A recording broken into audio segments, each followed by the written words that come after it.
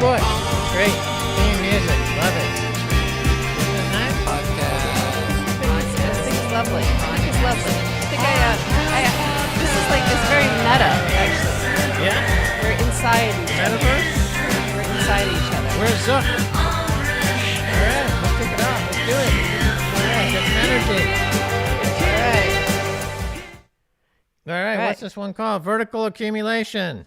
Right, so we hit a new all-time high. That's why her royal fucking new all-time highness is here. Everything's looking good. Max, I see you got a new Bitcoin magazine in your This hand. is the thing. All right, just came in today, the new Bitcoin magazine, fall 2021.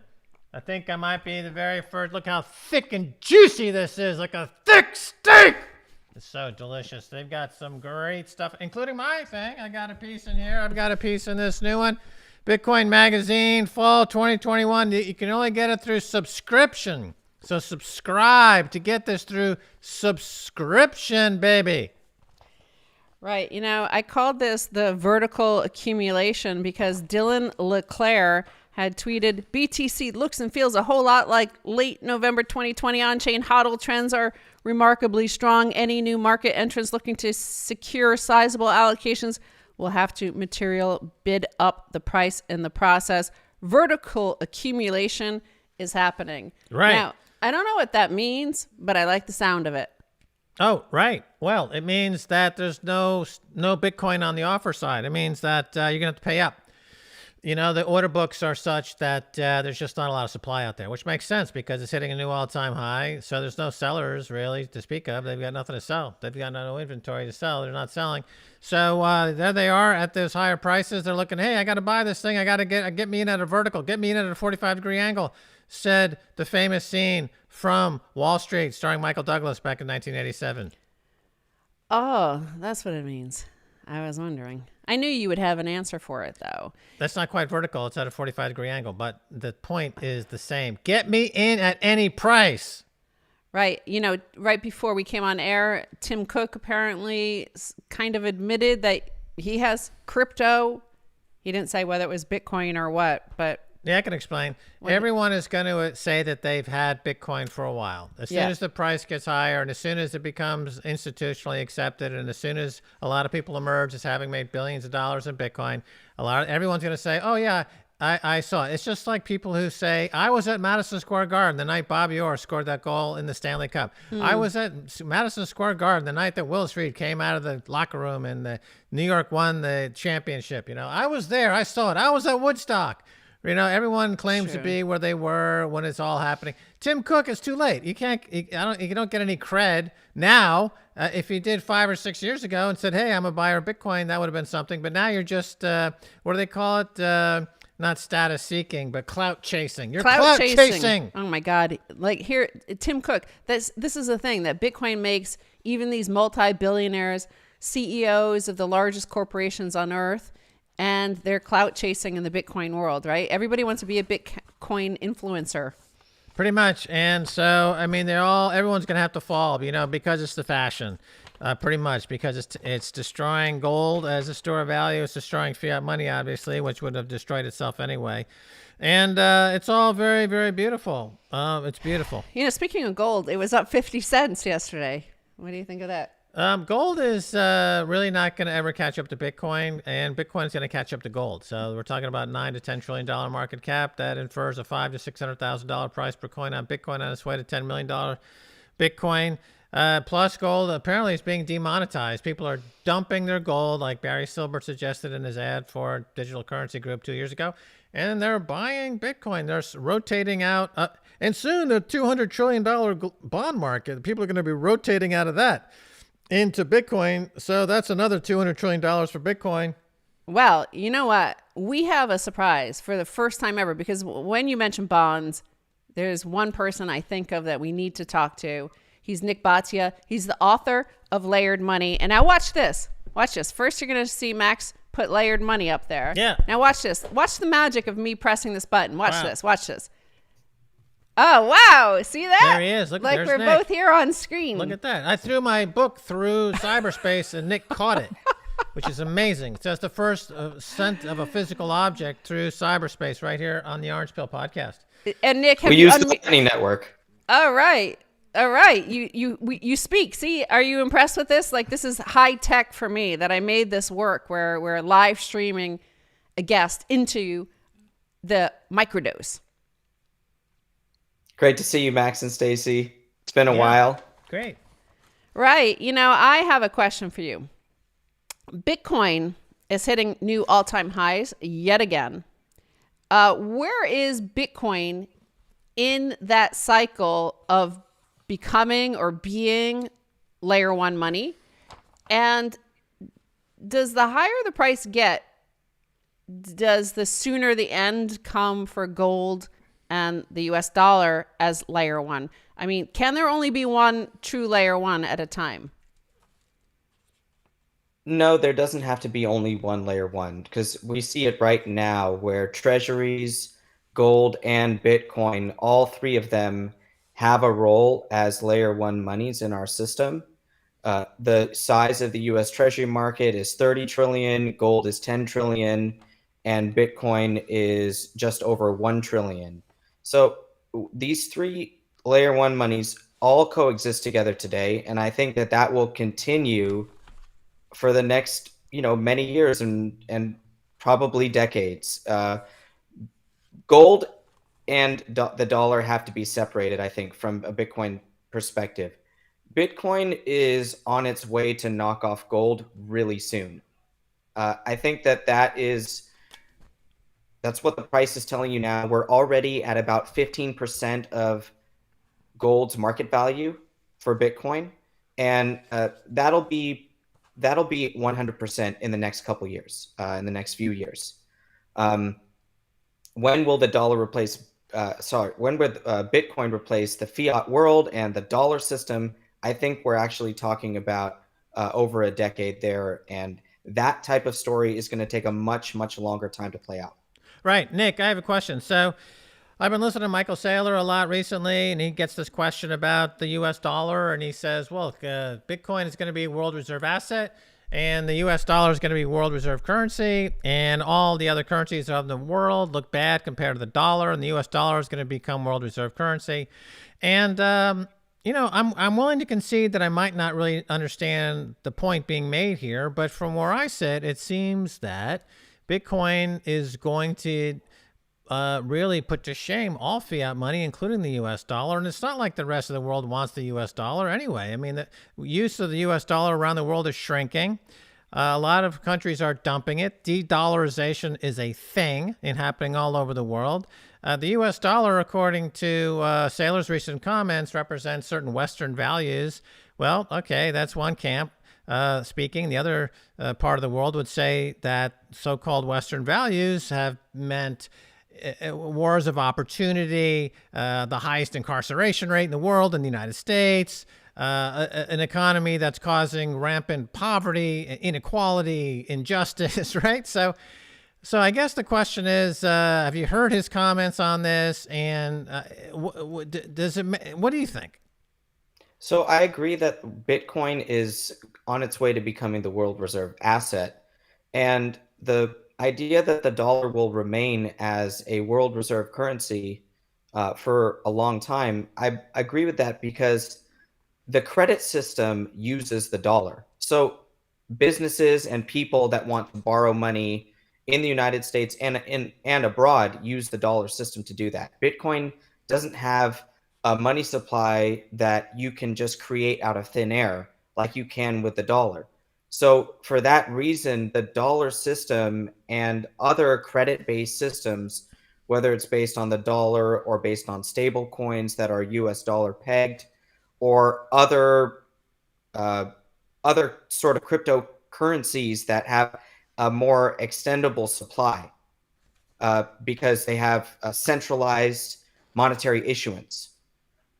All of those will exist in the future, and the dollar is a big part of that. And I believe that this idea that instead of the Bitcoin price being thought of in dollars, the dollar price will be thought of in terms of Bitcoin. And that's the shift. That's the long-term shift that I'm looking for it to recognize, that Bitcoin has actually become the world reserve asset, then it doesn't matter what people use for credit.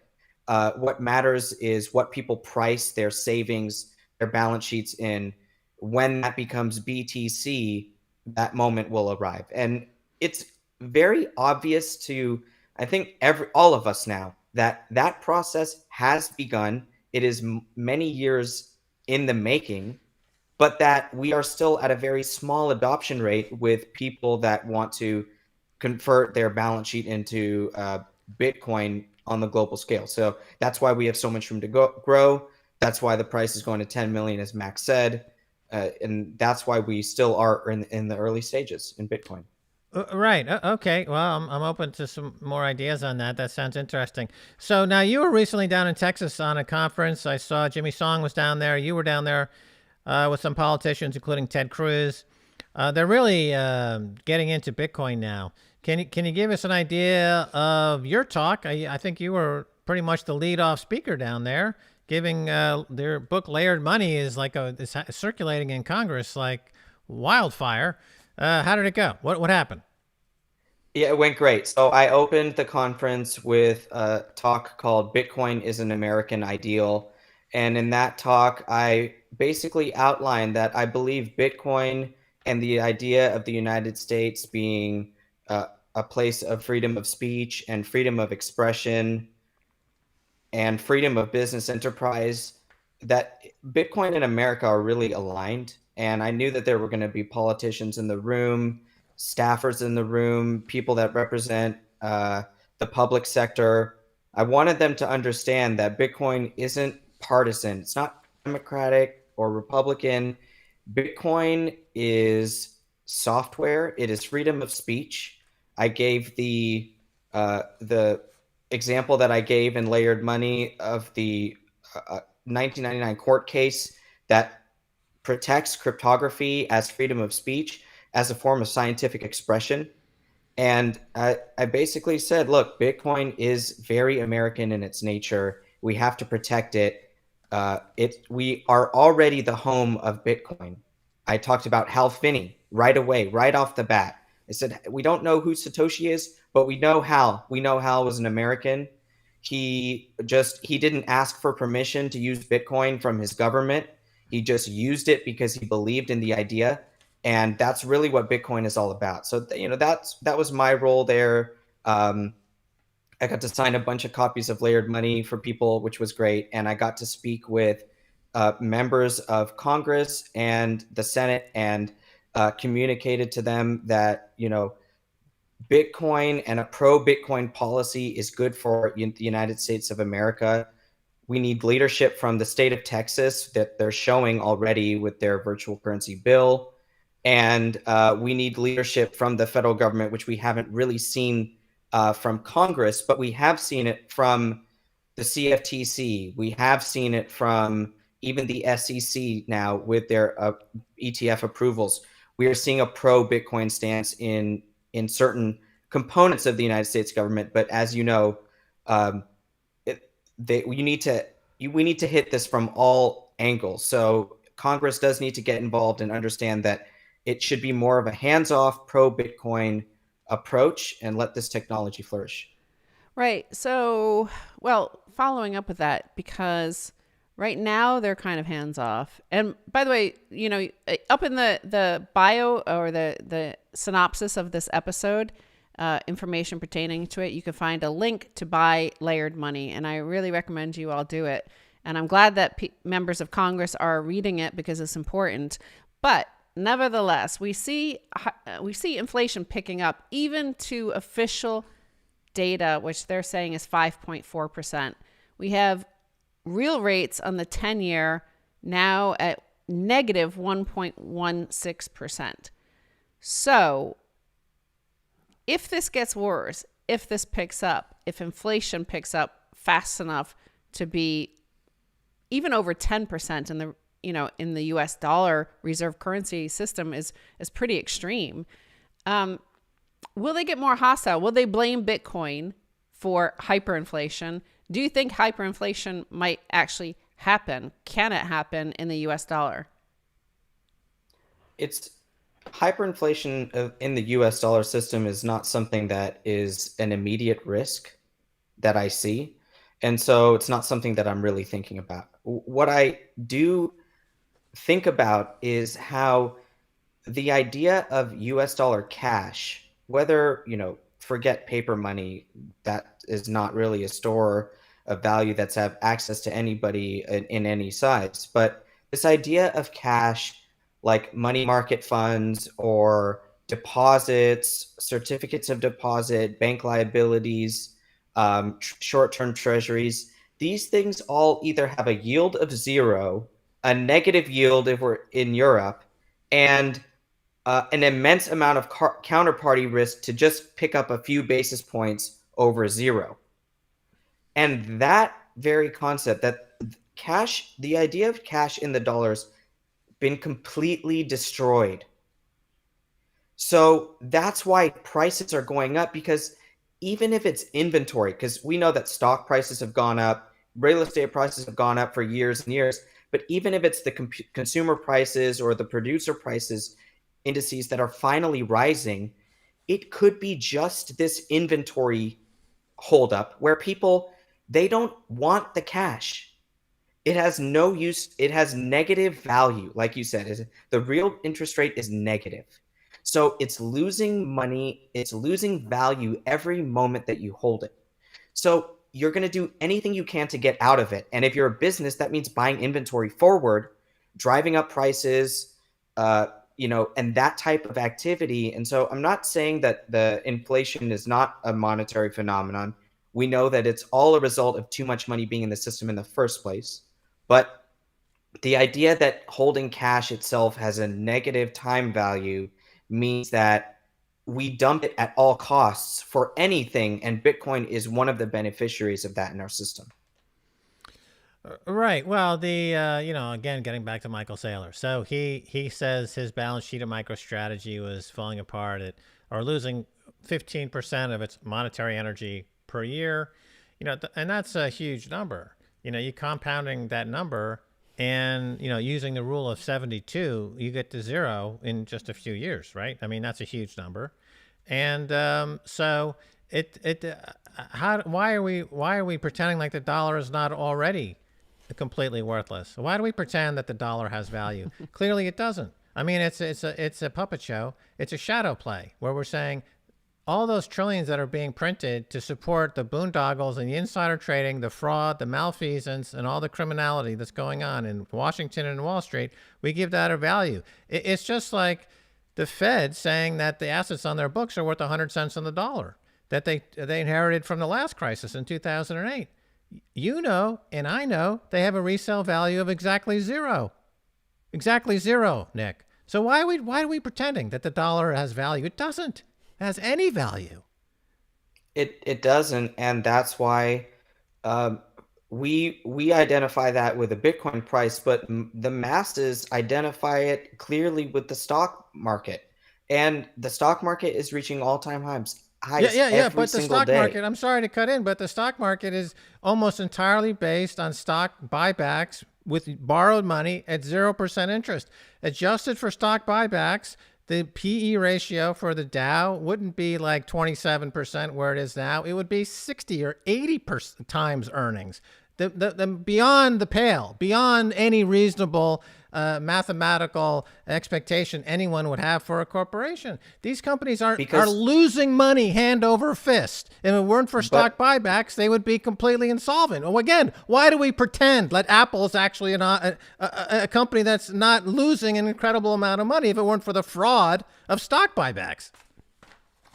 Stock buybacks are shorting the dollar, Max. So we're talking about the same thing here. When you do a stock buyback, you're issuing debt, you're shorting the dollar, and you're buying your shares. And so it is because the dollar itself doesn't mean anything.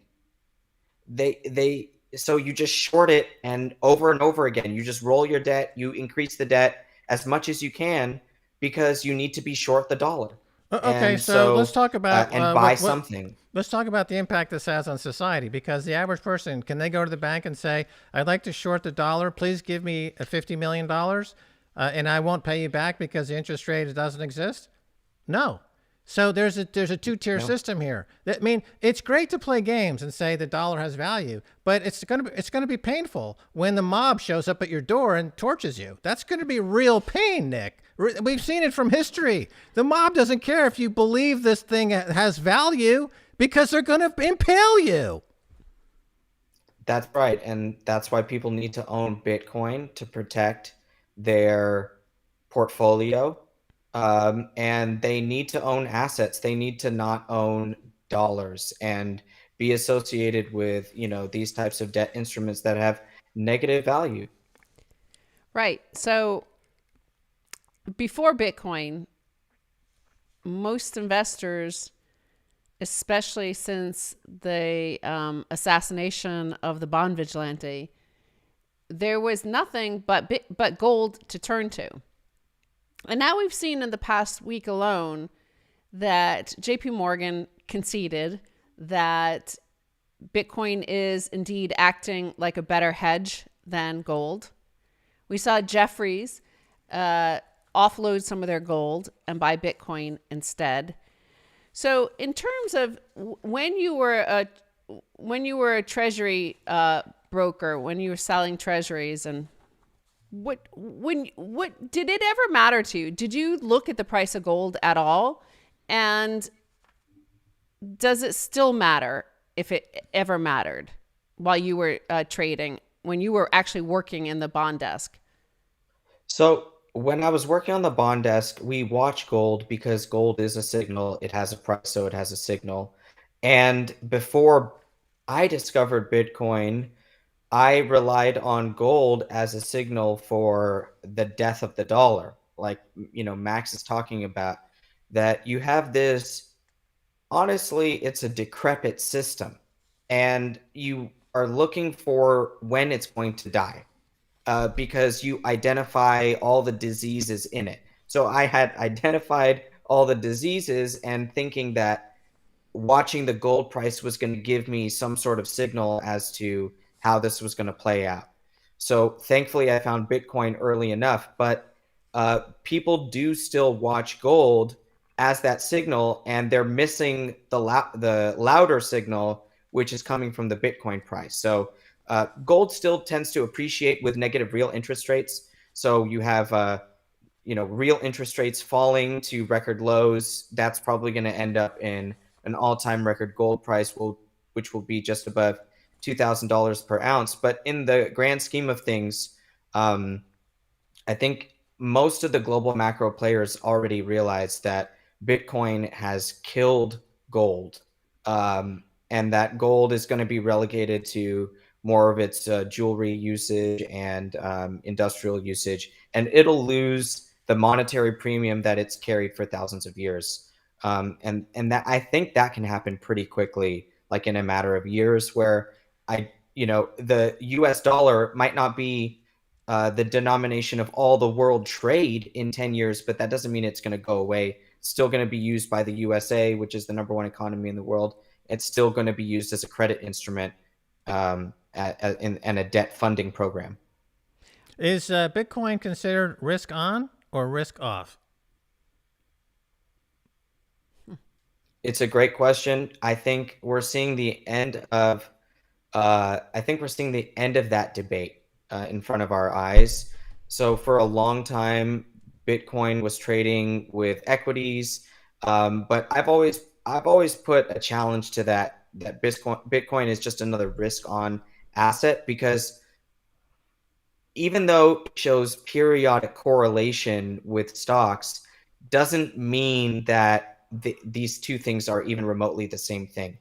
Bitcoin has had multiple short time periods where it goes up orders of magnitude. That is not replaced. That's not duplicated by stocks or other risk-on assets like emerging market currencies, for example. So it's definitely hasn't proved itself as the risk-off asset yet. I think that's more of its destiny. But it's shedding this. It's only a risk-on asset because just look at the returns. Right. So the reason this comes up again this week in particular is that I'm seeing more headlines to the effect out of the financial press, the mainstream financial press, that Bitcoin is up on inflation fears. So they're making the connection between Bitcoin as a safe haven from inflation, which is relatively new in the mainstream financial press, although, in the alternative press, we've been talking about this for quite some time. So in positioning it as a risk-off asset. So it's transitioning to that risk-off status where, look, the inflation is really a thing. Let me ask you this. So, we've talked many times over the years, and as early as 6 months ago, the mainstream financial press was telling us to be worried about deflation. And because they didn't include asset prices in their calculations, they were just looking at essentially labor costs. And they weren't looking at the actual basket of goods people were buying. And then because of the global economy fell apart, not only because of COVID, but because of the labor sink that China represented for so many years dried up. You essentially had wage parity between China and the U.S., so you couldn't outsource your inflation to China anymore. We now are seeing this narrative change. And at first it was, well, this is transitory inflation tied to supply chain disruptions tied to COVID. Now we're seeing, of course, that morph into looks like inflation is going to be with us for a while. My question is, we've had disinflation or deflation for 40 years, Nick. The bond market rally has been 40 years old. The 10-year got to 16% under Volcker. It got down to 0.5%. Are we entering a secular bear market in bonds? Are we entering into a secular inflationary period? I don't see it. I don't see the bear market in bonds beginning.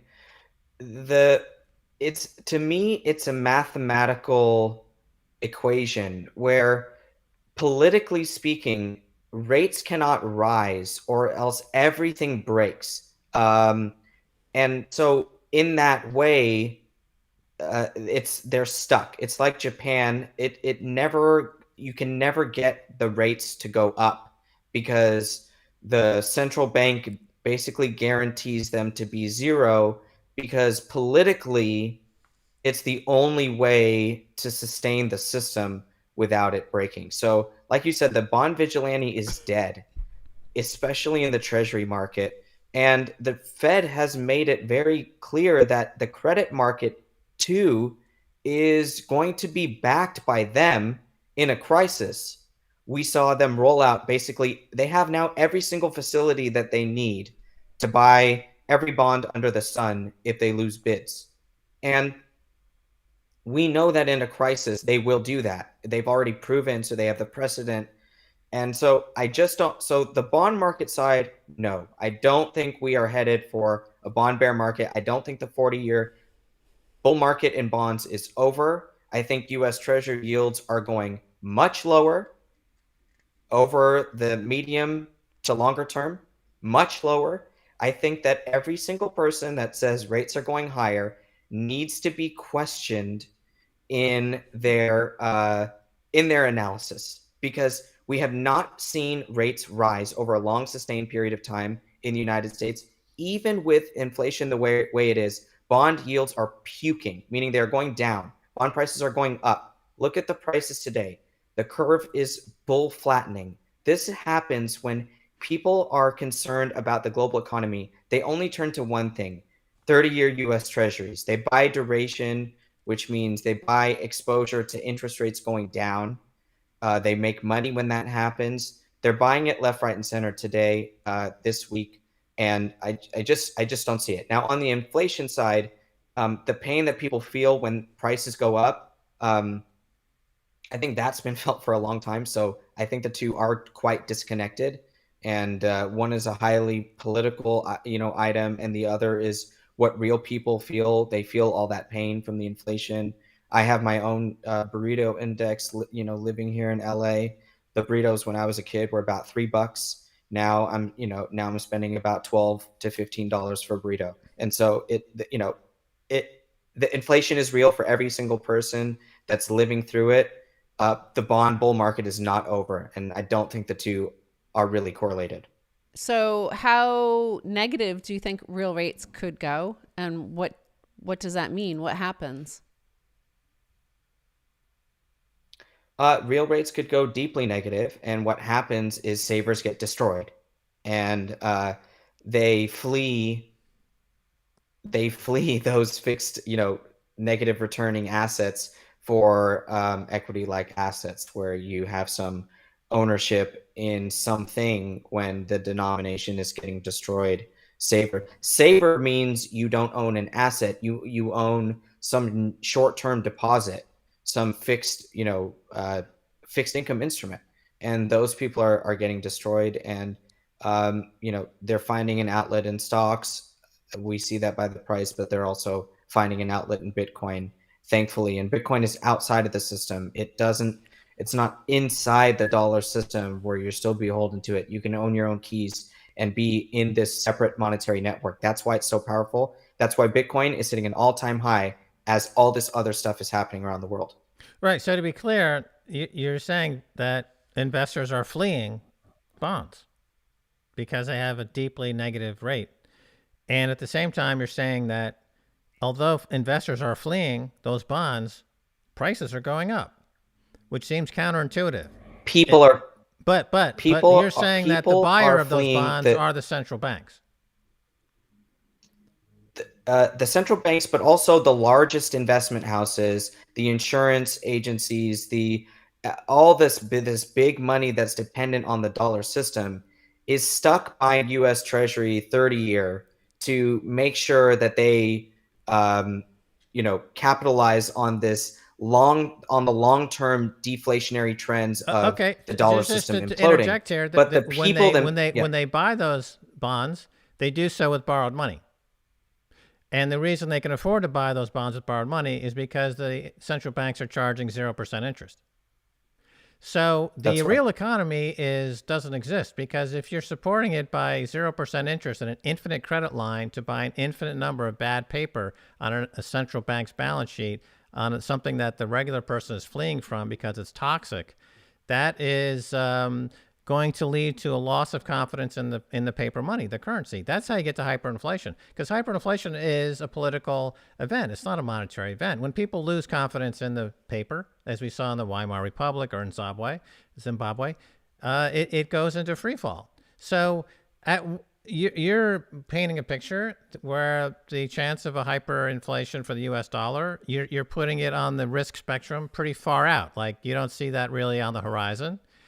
But yet, structurally, how can you put it so far out in the risk spectrum? Because if you're borrowing trillions to buy trillions of worthless paper, and that in a house of cards that's imploding, and the economy is completely clumped, right? How is that not going to end disastrously in a fairly medium term, Nick?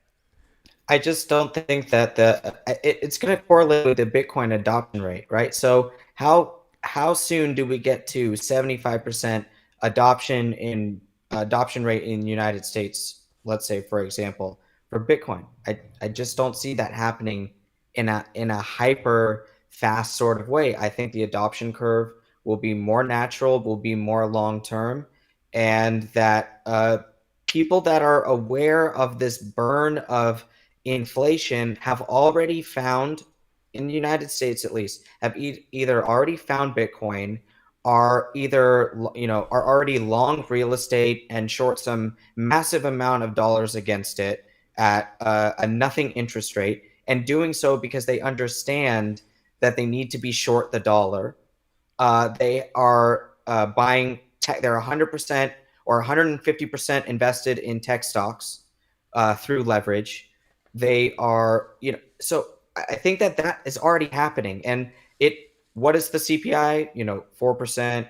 It's not in a hyperinflationary. I think we have to look at right now, what's happening right now. The inflation is high. It's painful for people, but they still are able to keep the statistics low and talk about this threat of deflation. And the demographic reasons in the dollar. There are a lot of old people that need those they need those fixed income assets, and it's like you were saying, it's just a tale of two worlds here. And we're not all speaking the same language when we're talking about inflation. And that's a big part of it. And Max, you know this, we've talked about this. I kept the word inflation out of layered money entirely because it's so contentious. There's so many ways to define it. And we if we I thought that if we take inflation out of the conversation, we can have a much clearer explanation of how Bitcoin is replacing the old system. Right. Because there are you guys know Jim Rickards. We've talked about his work before. In his original Currency Wars, early in the book, he talked about the tug of war between the deflation and the inflation, deflationary and inflationary forces. That tug of war is still alive and well, and it's hard to fair see enough. that That's resolving why you right away. also mentioned that Bitcoin is uncorrelated because there doesn't seem to be consensus about whether we're even in inflation or deflation. Meanwhile, Bitcoin price keeps powering higher in magnitudes never seen before in history. So it's completely uncorrelated in that sense. Let me ask you a quick question again on structurally. The on-ramps for Bitcoin, you're talking about, you don't see the adoption rate hitting the magnitude levels, in the short term.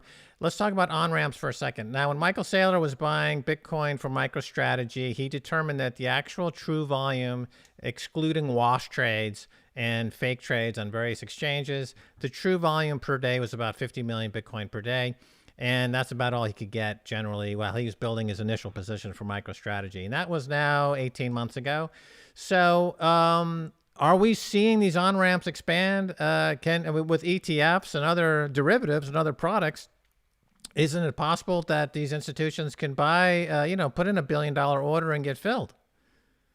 So the on-ramps are definitely increasing. Adoption is definitely reaching this tipping point, I think, where more and more people, you're going to be at, let's say, 50% of retail people that were in the stock market are now, own some sort of Bitcoin.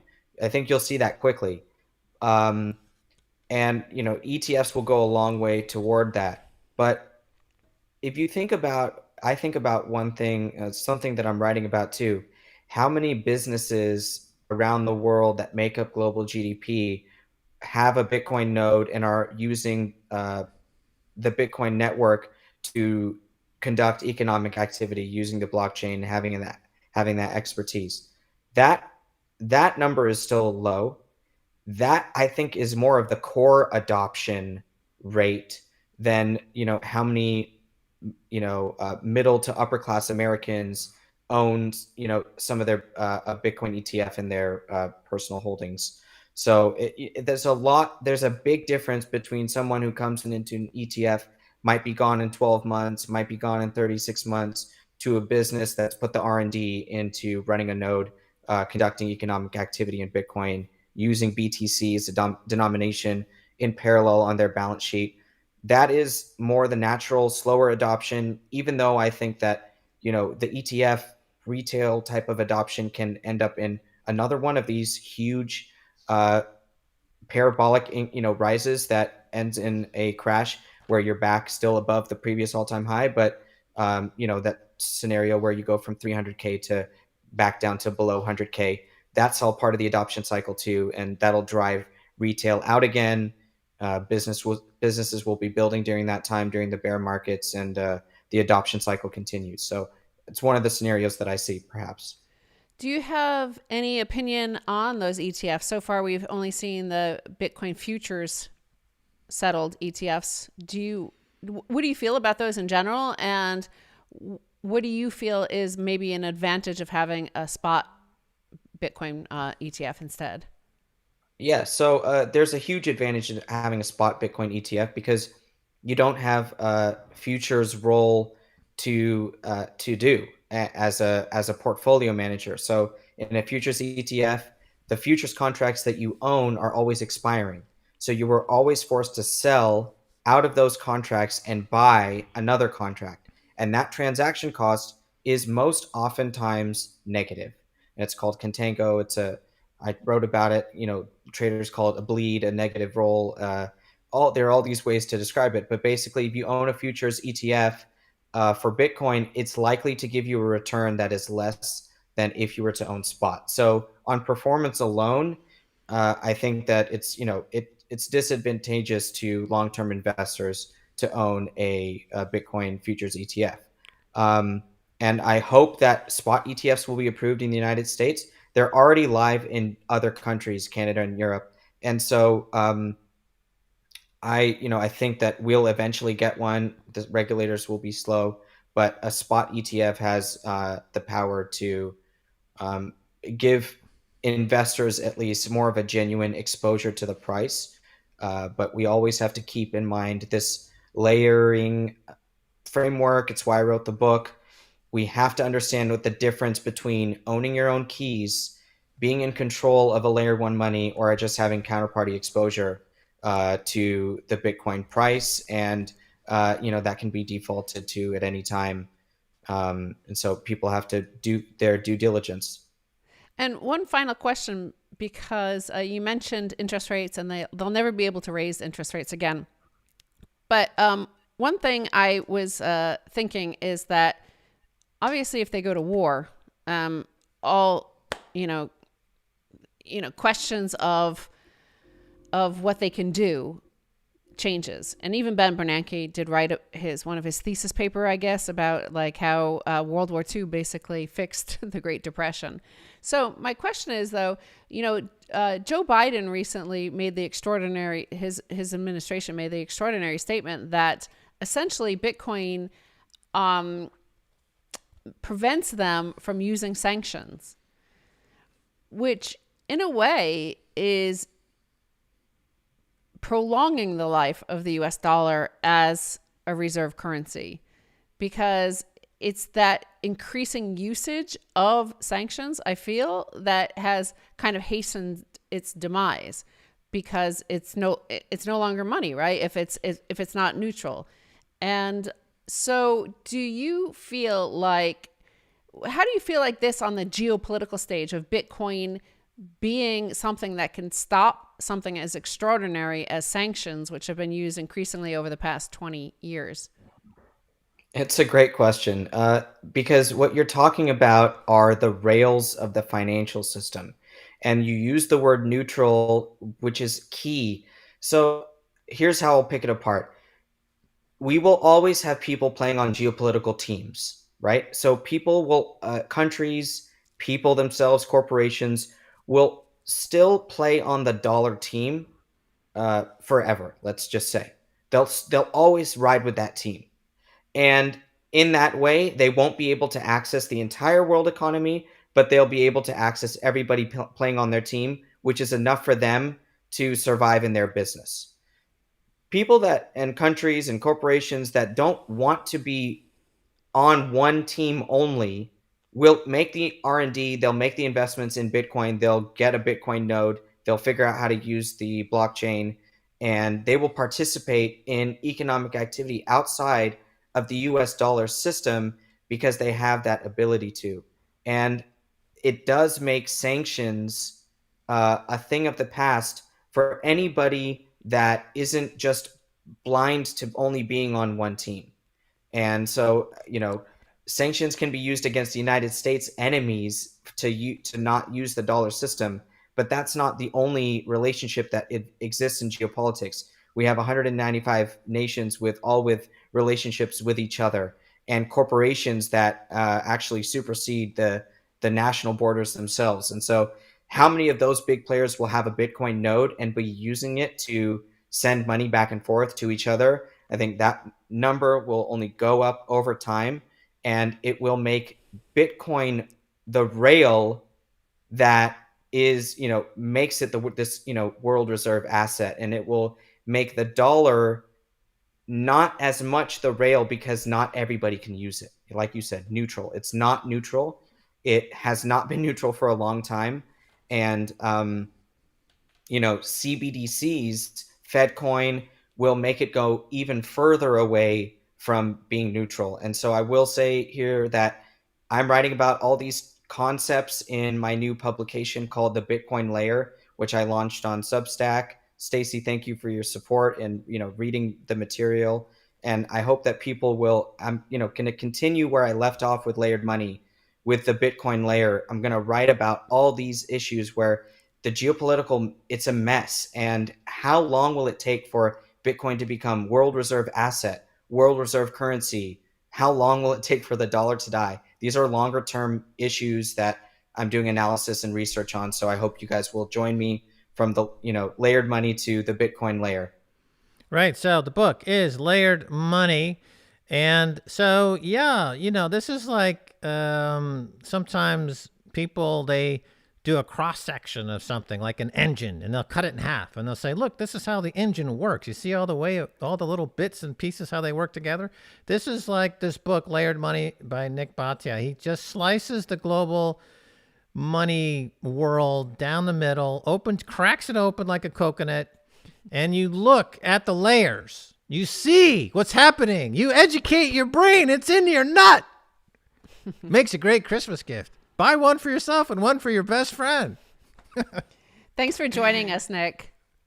Thank you, Max and Stacy. It's so great to see you guys, and hope to see you in person soon. Okay, all right. thanks. All right. Well, that was our guest, Nik Bhatia. That was super fun. And as I've said, I mean, it literally is my favorite book of all the Bitcoin books. So Wow. I read it easily. It fits into the way I absorb information. Usually I have to, in order to learn anything, usually I have to get wrecked totally. And that's the only way I figure anything out. But this book helps me avoid getting wrecked. Let's say that. Yeah. It was 153 pages. So to condense all this material into 153 pages is really a great work of literary achievement. To be quite frank, this is an excellent book. That's true. And I guess we didn't really get a chance to go into like Bukele and what he thinks about that in terms of El Salvador adopting Bitcoin as legal tender. But I do want to say Max and I will be heading down to El Salvador on Sunday. Yep. In the middle of the night, the first day after we set the clocks back, and I was a little jet lagged from traveling through time. Well, what happened to me is I tweeted something. It was like, I never in all my fiat dreams expected to ever be going to El Salvador. And yet here I am, preparing to go to El Salvador, right?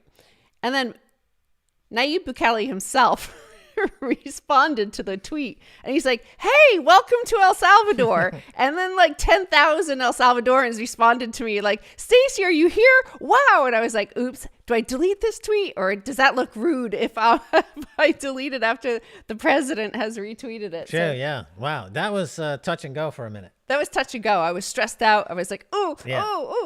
But yeah, we're going to be there from Sunday for a week exactly, but we're going to do our live event on the 16th. It's totally sold out plus some.